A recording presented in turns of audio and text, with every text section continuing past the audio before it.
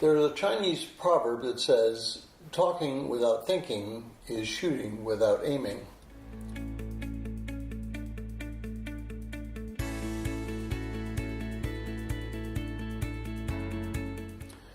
Well, if you're joining us in reading through this 6-day reading plan, today's reading is James 3, 13 through 18, and I encourage you to read that passage. Well, James compares the wisdom that comes from humans as that which is evil, or at least corrupted, but the wisdom that comes from God is first pure, then peaceful, gentle, reasonable, full of mercy and good fruits, and without partiality and hypocrisy. James 3:17. This list reminds you of the fruit of the Spirit, which Paul outlines in Galatians 5. And wisdom is not something that is proud of itself, but rather recognizes its exact position in relationship to everything else. A prideful person is generally not a wise person. Well, I'd like to take just a few minutes to think about those who you think are wise. What's their main characteristic?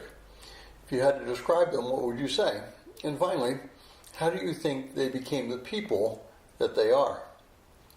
Well, last weekend, I had the opportunity to spend a few hours with the person I've known for 43 years. Tony, my wife, and I have known her in all sorts of situations.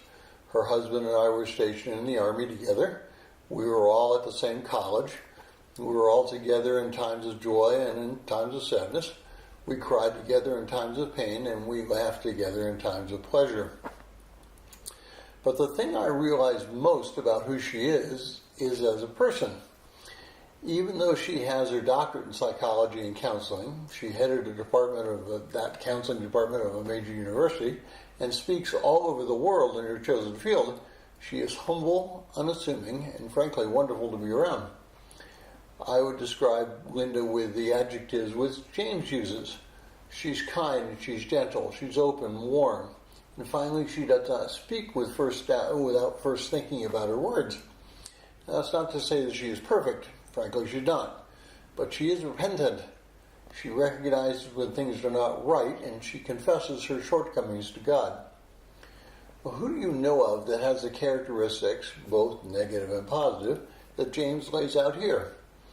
Which are the ones that you are emulating?